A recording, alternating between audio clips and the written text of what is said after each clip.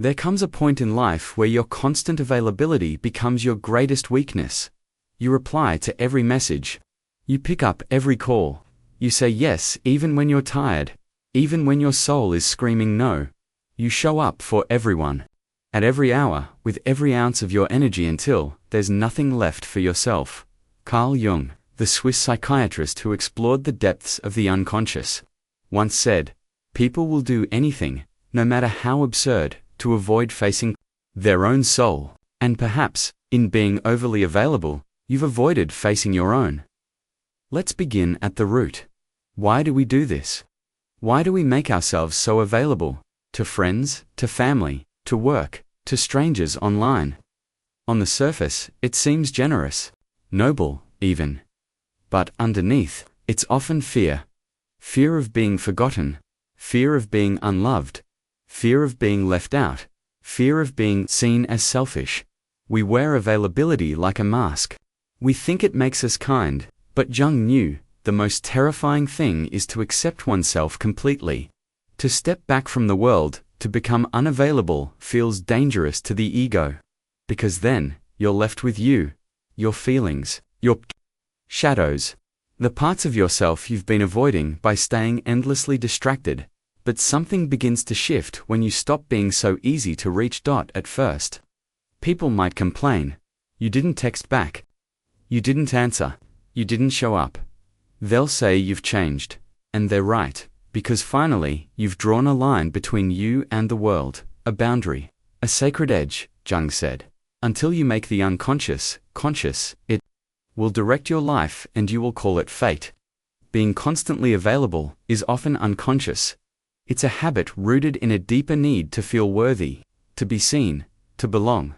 But when you choose unavailability not out of anger, not out of arrogance, but out of self-respect, that is consciousness.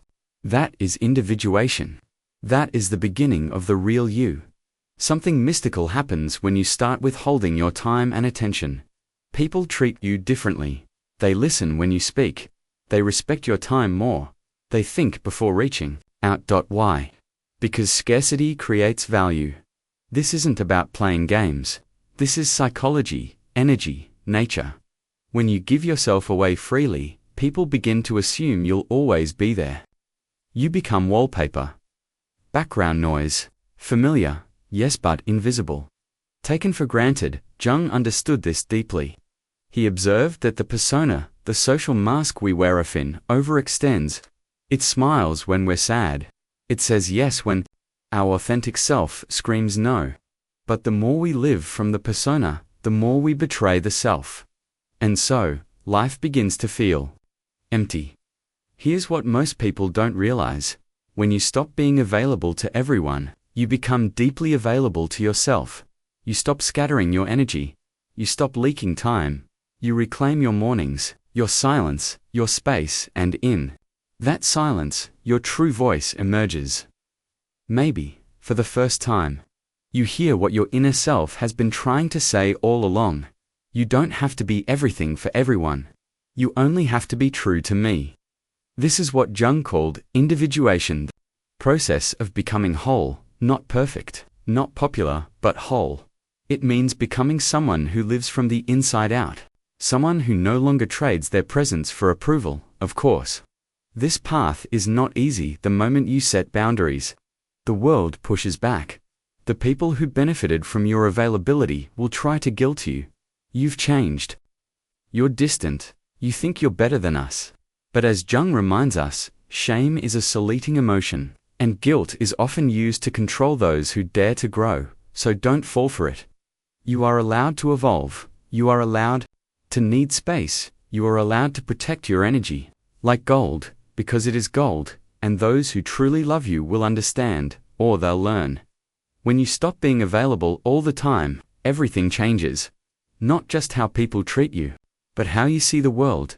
You notice how addicted people are to noise, to constant contact, to validation. You also realize, most people don't want you, they want the feeling you give them. Your energy, your attention, your listening. And that's not bad, but it means you must be careful. Don't pour your energy into every empty cup. Don't lose yourself in the noise of the world, Don't become a servant to every vibration in your pocket. When you say no to the world, you say yes to your soul. Carl Jung once warned us, your vision will become clear only when you look into your heart. Who looks outside, dreams. Who looks inside, awakes. Being unavailable isn't selfish. It's spiritual. It's the moment you stop being a puppet of expectation and start becoming the sculptor of your own life. And the funny thing is, when you do that, you glow differently. You walk into a room, and your presence speaks without needing to shout. People begin to respect your silence. Because it's no longer empty. It's full of you, your wisdom, your depth, your boundaries, in the end. This isn't about disappearing, it's about reappearing. It's about reappearing, authentically, powerfully, consciously. When you stop being so available to the world, you become deeply available to truth, to stillness, to purpose, to your self. And that changes everything. Because the most magnetic person in the room isn't the one who's loud, it's the one who's whole, the one who doesn't need constant attention because they've already met themselves in the silence. So stop. Step back. Don't reply right away. Don't show up for every demand. Let them wonder. Let them wait. Let yourself breathe, because when you stop being available, you finally become visible to yourself. And that, as Jung would say, is the beginning of a true transformation. There's a silent crisis in the modern world, one so subtle. Most never realize it's happening. You're always reachable. Your phone buzzes. A message appears. You respond. Another call. You answer. Another request. You say yes. And just like that, you're gone. Not physically, but emotionally, spiritually, mentally, you've left yourself. Carl Jung, the father of analytical psychology, once said, people will do anything, no matter how absurd, to avoid facing their own soul. And so we stay available.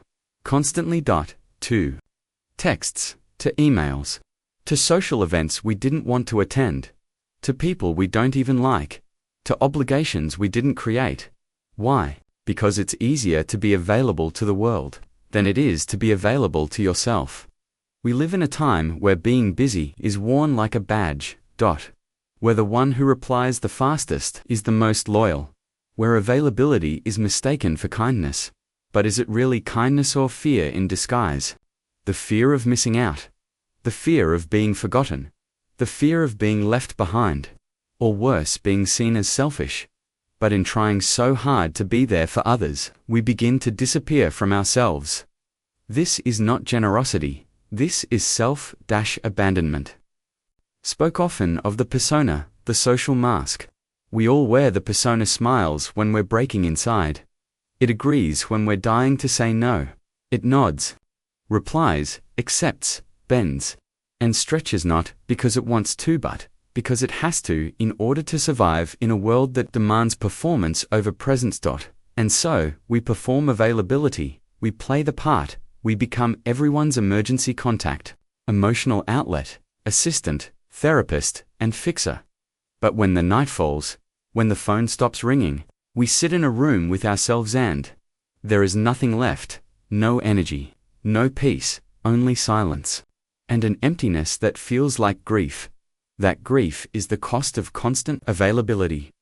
You might wonder, what's so wrong with being there for people? Nothing. Being present, loving, supportive.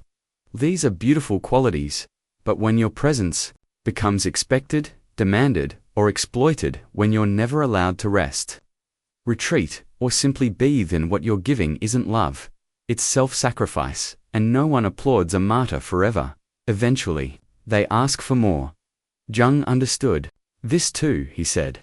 Every form of addiction is bad, no matter whether the narcotic be alcohol, or morphine, or idealism. And many of us are addicted to being needed. Because if we're needed, we feel important. If we're useful, we feel worthy. If we're always there, maybe we won't be left behind. But this is a child's psychology, a wound disguised as a virtue. You have to ask yourself, who taught you that love meant being constantly accessible? Was it a parent who only valued your performance? A friend who praised you when you dropped everything for them? A culture that celebrates overwork? oversharing, and Somewhere along the way, you were programmed to believe that your worth was tied to your yes. That saying no meant rejection. That distance meant abandonment. But the truth is far more liberating. Real love, real connection does not demand your constant presence. It respects your absence. It trusts your return. And more importantly, it honors your boundaries. There is power in becoming unavailable, not rude, not cold. Just clear. Just centered. When you stop replying to every message immediately, people learn patience. When you stop picking up every call, they learn to value your time. When you stop showing up to every small crisis, they learn to handle their own. You teach people how to treat you by how you treat yourself, Jung said. The privilege of a lifetime is to become who you truly are. And who you truly are is not a machine, not a service, not a solution for others. You are a soul, a living, breathing, complex soul who needs rest, silence, space, and solitude to evolve. And you cannot evolve if your energy is always out there. Take a moment, look at your life. How many conversations are you having that drain you? How many obligations have you said yes to out of guilt? How often do you scroll, respond, perform when your body just wants to be still? What if, just for today, you didn't reply? What if you didn't show up right away? What if you allowed yourself to be missed? The world would go on. But you might finally return to yourself, because there's a version of you, beneath all the noise, a version that doesn't flinch when silence, version that doesn't need to be needed to feel whole. That version is yourself, not the mask, not the performer, not the fixer, but the one Jung spent his entire life trying to help us find. So here's a gentle truth. The moment you stop being constantly available, everything changes. Not just outside you but inside you. You breathe deeper, you think clearer, you feel more rooted, more calm, more sovereign. You begin to make decisions from inner truth, not outer pressure, and slowly, life starts to shape itself. Around your center, that is not selfishness. That is self-realization. That is only the beginning. When you take a step back from the world, something strange begins to happen. People lean in, they notice, they wonder, they ask questions, not because you made an announcement, not because you gave a speech, but because you disappeared quietly, intentionally, without apology. And in that absence, your presence becomes more powerful than ever. Carl Jung understood this invisible shift. He knew that human psychology responds, not only to what is said, but to what is withdrawn. He said the meeting of two personalities is like the contact of two chemical substances. If there is any reaction, both are transformed, but transformation requires space. It cannot happen in constant proximity. Just like fire needs air to grow, people need space to change how they see you. You see, when you are always available, you are always expected. Your yes becomes routine. Your energy becomes background noise. And even the kindest people without meaning to will begin to undervalue what they never have to wait for. Why? Because availability kills mystery. It dissolves distance, and distance is what creates desire. This is not about manipulation. This is about psychic balance. Just like the moon pulls the tides without ever touching the ocean, you hold more influence. When you are not constantly touching everything, Jung would say, this is the work of individuation, learning how to be connected without being consumed, learning how to exist in relation to others without losing yourself in them. There is a deep, silent dignity in becoming selective. When you choose when to engage, when to speak, when to offer your presence, you move from reaction to intention. And with intention comes power. You stop scattering yourself in 1,000 directions. You stop explaining yourself to people who are never really listening. You stop handing out your energy like free samples to anyone who asks. Instead, you begin to curate your presence. You become rare. And what is rare becomes respected. This is not arrogance. This is psychological maturity. And here is the beautiful paradox. The less you chase others, the more they chase your clarity. The less you speak, the more weight your words carry. The less you explain yourself, the more others reflect on their assumptions. It's the law of energetic gravity. What stands still with confidence, pulls. What rushes to be understood, repels. Jung warned us of this. Loneliness does not come from having no people around you, but from being unable to communicate the things that seem important to you. And yet sometimes, silence is communication. Sometimes, distance is the message. When you stop explaining, people begin to hear. When you stop defending, people begin to reflect. When you stop showing up, people begin to wonder, where did they go? Why do I miss them now that they're gone? This isn't about punishment, it's about presence. It's about recalibration. You're not pulling away to cause harm, you're pulling away to remember your shape, your truth, your pace, your rhythm. Because somewhere along the way, the world trained you to stretch beyond your limits. Always available, always reachable, always online. But you were not built to be a machine. You were built to rest, to think, to wonder, to rediscover what your voice sounds like when no one is around. To influence it, Jung believed this deeply. He said, your visions will become clear only when you look into your own heart. And how can you hear your heart if the world is always speaking over it?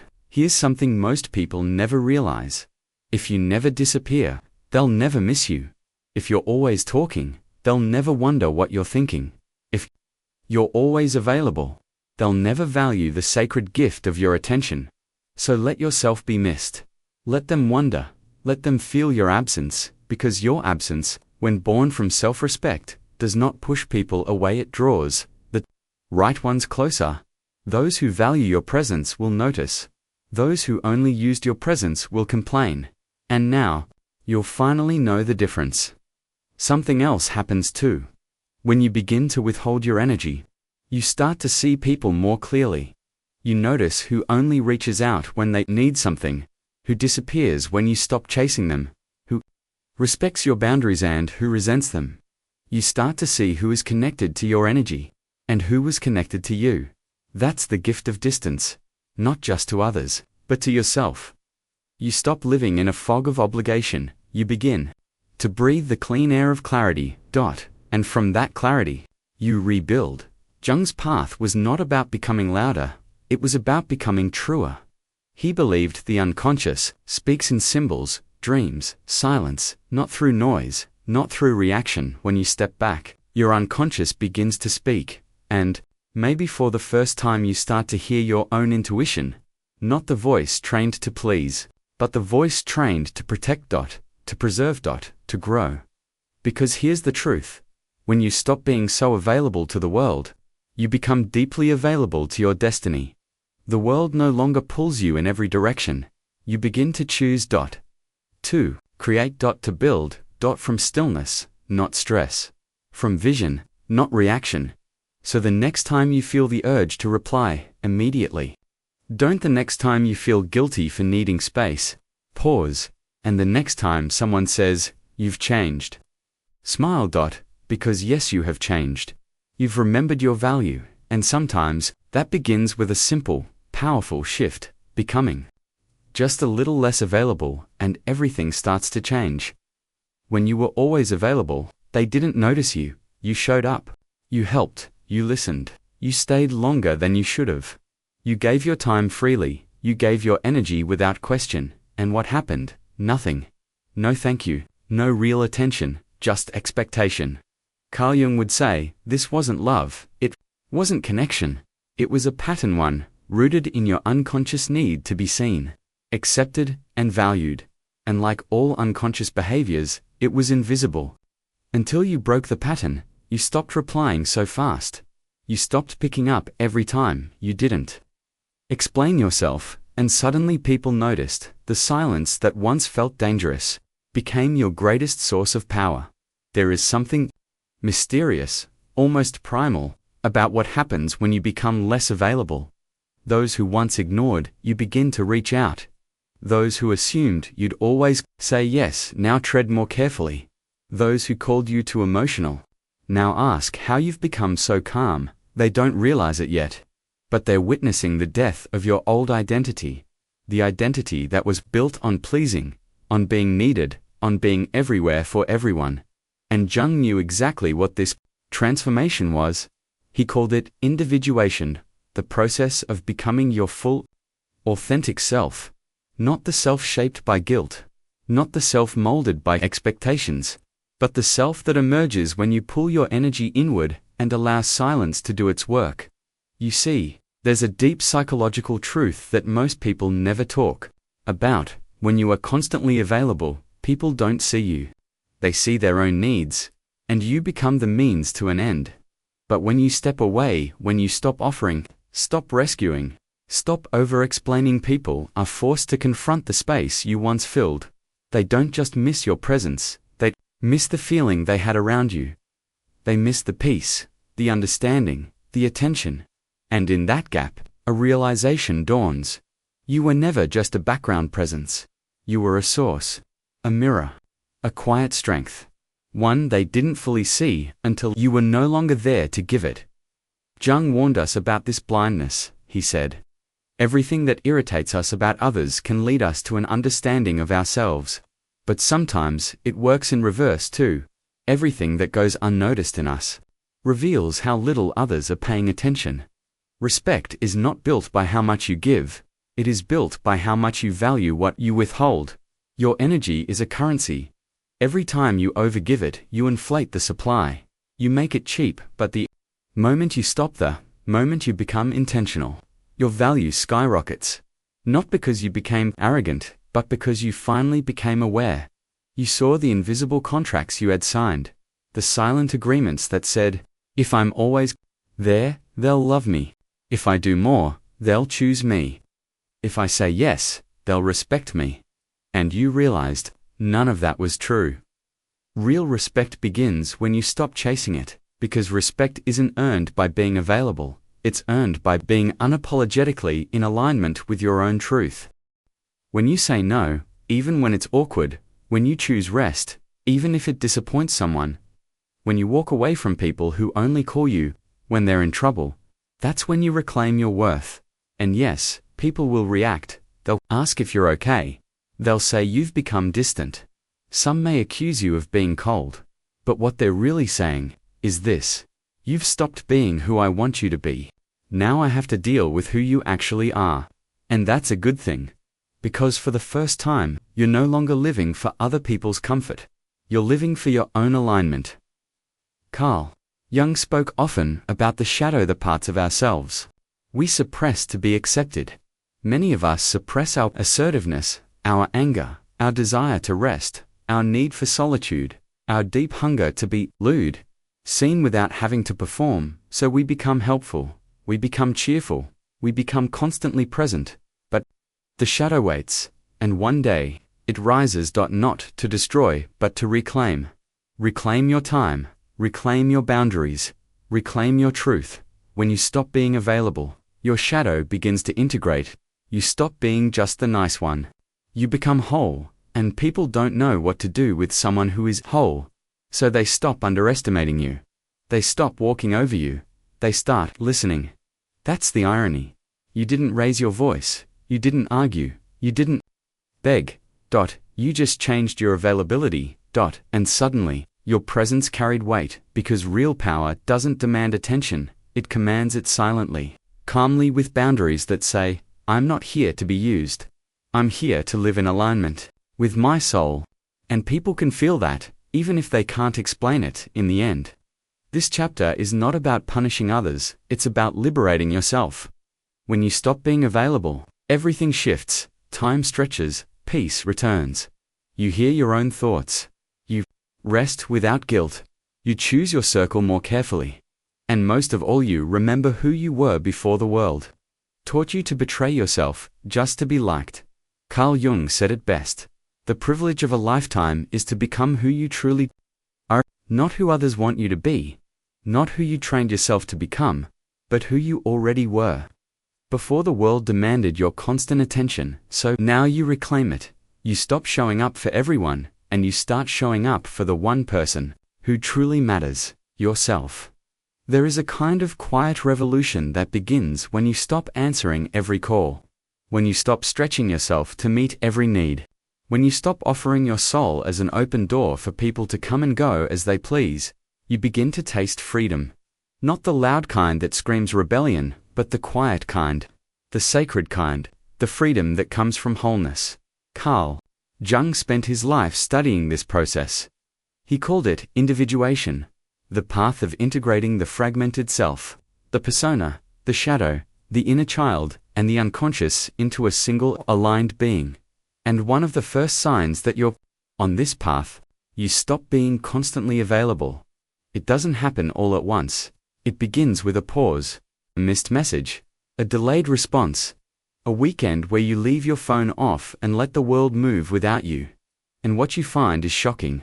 The world keeps spinning, nothing collapses, no one dies, the sky does not fall, but something does change. You begin to hear your own thoughts again. You begin to notice the pressure that once lived in your chest softening. You feel lighter, less reactive, more grounded. Because when you are constantly reachable, your nervous system is always on alert, and slowly, it becomes impossible to know where you end and others begin. Jung taught that the path to becoming whole is a confrontation with your own psyche. But how can you face your psyche if you're always plugged into everyone else's? Boundaries are sacred. They are not walls. They are doors. Doors that you choose to open or close based on what aligns with your spirit. But for most of your life, you weren't taught this. You were taught to be agreeable, to respond quickly, to be nice, to be useful, to not let people down. You were taught to be a role, not a person. And that role didn't have boundaries, it had expectations. It had scripts. It had a constant obligation to be emotionally available at all times. But you are no longer a role, you are returning to yourself. And with that return comes a new clarity. You don't owe your presence to everyone. When you stop being available, people reveal themselves. Some respect your space, some panic, some grow quiet, unsure how to engage with a version of you that no longer dances on command. Let them adjust, because this isn't just about how they treat you. It's about how you are learning to treat yourself. You no longer betray your own peace. Just to maintain connection, you no longer say yes out of guilt. You no longer offer your attention to every vibration in your pocket. Instead, you offer it where it matters, to your stillness, to your intuition, to your truth, to the life that exists within, not just around you. Jung believed that the unconscious mind speaks in symbols, and sometimes the strongest symbol of inner growth is a boundary, a pause, a space. An unanswered message, a sacred no, because that no is not rejection. It is protection of your energy, your time, your becoming. In Jungian terms, this is the moment when the persona, the mask, begins to fall away. The version of you that existed to please, to serve, to smile, begins to dissolve. And what's left behind is not emptiness. It's realness. The real you. The one who doesn't explain everything. The one who doesn't fear being misunderstood. The one who is no longer addicted to being shined because they've finally seen themselves. But here's what no one tells you. Wholeness is lonely at first. When you stop being constantly available, the phone gets quieter. People stop reaching out as much. Some drift away, some fade altogether. And that silence can feel like rejection, like abandonment, like you did something wrong, but you didn't. What you're feeling is space. Space that was once filled by noise, by urgency, by other people's expectations. And in that space, you grow. Slowly, quietly, rooted like a tree that no longer bends toward every passing storm. Jung once said, "The shoe that fits one person pinches another." There is no recipe for living that suits all cases. You don't need to explain your growth. You don't need to justify your silence. You don't need to apologize for being unavailable to everything that once drained you. Your path is yours, and it may look strange to those who only knew the version of you that overgave, but that's okay, because the right people, the aligned people, will not resent your boundaries. They will respect them. And more importantly, you'll respect yourself. Becoming whole means coming back to your center, no longer orbiting around the needs of others, no longer performing, no longer reacting. You stand still, you root down, you become grounded in a deeper self, a self that no longer relies on constant connection to feel alive. You begin to live with yourself, not just around others. And that's when your energy changes. Not because you're louder, not because you're more successful, but because you've become sovereign. Unshaken. Aligned. That single quotes is the quiet power that grows. When you stop being so available to the world and start becoming available to your own truth, you are not a lifeline for others. You are a soul in evolution, and when you learn to protect that evolution with silence, with boundaries, with sacred pauses, you discover a peace that no one can give you, and no one can take away, because it was never outside you, it was waiting for you to step back and come home. There is a kind of silence that is not empty, but sacred. It is the silence that enters your life after you stop being so available. After the noise dies down, after the messages, slow after the invitations, stop coming. At first, that silence feels like punishment, like something has gone wrong, like you've been forgotten. But over time, it begins to feel different, softer, wider. Like space has opened within you for something new to be born. Carl Jung would say this is the silence of transformation, the quiet cocoon between who you were and who you are becoming. When you stop being constantly reachable, you begin to hear the sounds underneath the world's noise, the low hum of your nervous system regulating, the quiet whisper of intuition returning, the breath of your own thoughts, no longer drowned out by other voices. It is only in silence that the true self emerges, not the persona, not the performer, not the fixer. That doesn't need validation to feel whole. This self doesn't beg to be seen, it sees itself, and in that seeing, it becomes powerful. There's a strange freedom that grows in this silence. You stop rushing to explain yourself, you stop correcting every misunderstanding. You stop bending to fit into places that were never built to hold your full weight. You begin to trust that the right people, those with eyes to see and hearts to feel, will know you without needing constant access to you. Jung once wrote, "Solitude is for me a fount of healing which makes my life worth living." Most people fear solitude because they've confused it with loneliness, but they are not the same. Loneliness is the ache of disconnection. Solitude is the embrace of inner connection, and you cannot find that embrace while you're constantly reacting to the world. You have to step back, you have to pause, you have to allow the silence to wash over you, not to numb you, but to reveal you. In this space, you begin to feel differently. The things you used to tolerate now irritate your soul. The conversations that once excited you now feel hollow. The people you once chased no longer pull at your heart in the same way. Why? Because when you stop being available to everything, your energy recalibrates. You begin to notice what nourishes you and what only ever drained you. This is the clarity that silence brings. Not from analysis, not from logic, but from presence. The silence doesn't explain it, shows it. It shows you where your energy belongs. It shows you what your body has been trying to say for years. It shows you who truly respects your boundaries and who only respected your compliance. People will ask you, "What's changed?" They'll say, "You've gone quiet. You seem distant. You're not as responsive anymore." Let them ask. You don't owe everyone an answer. You don't have to defend your healing. This isn't distance born from bitterness. It's distance born from clarity. You're no longer available in the way you used to be, because you're no longer abandoning yourself to serve everyone else. Carl Jung warned, "A man who has not passed through the inferno of his passions has never overcome them." And perhaps, in your silence, you've walked through that inferno.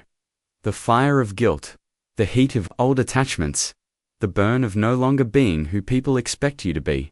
But on the other side, there is calm, not boredom, not numbness, but a deep, steady calm one that isn't shaken by who calls, who texts, who validates, who sees. Because you see, you finally see yourself. This is what Jung meant by becoming whole, not becoming perfect, not becoming untouchable, but becoming true. True to your needs, true to your energy, true to the voice inside you that says, you don't have to chase anything that costs your peace. And the irony is, the more whole you become, the more attractive your energy becomes. People feel it, they sense the difference. You're no longer vibrating in anxiety, desperation, or people-pleasing. You're rooted, and rootedness is magnetic. Now, you understand, you were never meant to be available to everything. You were meant to move with intention to guard your energy like sacred fire, to give your presence where it is honored, not just wanted. And, when you do, your life reorganizes itself. The people who once took advantage of your time disappear. The invitations that never aligned stop arriving. The internal noise softens. In its place, something new blooms. Peace, purpose, power, quiet. Steady power, grounded in who you really are, not who you were trained to be. And now, you don't fear silence. You welcome it, because you understand, this silence isn't the absence of connection, it is the presence of alignment. It's where you meet yourself, where you stop performing, where you stop giving from an empty place. It's where you remember. You don't have to be everywhere. You don't have to be available for everyone. You only have to be present for your own becoming. Carl Jung once said, "Who looks outside dreams. Who looks inside, awakes." And maybe now, after all the pulling away, all the silence, all the shedding, you've finally awakened, not to a louder life, but to a truer one, and everything changed when you stopped being so available, because that's when you finally became visible to yourself. So now you know. It was never about being cold, never about shutting people out, never about disappearing just to prove a point. It was about returning to yourself, to your energy, to the quiet space where your soul could finally breathe again. When you stopped being constantly available, the world didn't fall apart. You didn't lose everything, you didn't become invisible. Instead, you became clear. You learned that your attention is sacred, that your presence has weight, that your peace is not a reward, it's your birthright. And the silence that once scared you became your greatest source of strength. So from here on, let them wait, let them wonder, let them adjust to the new you, because you're not here to be constantly accessed. You're here to live consciously, deeply, truthfully. You are no longer available for a life that costs your soul, and that changes everything.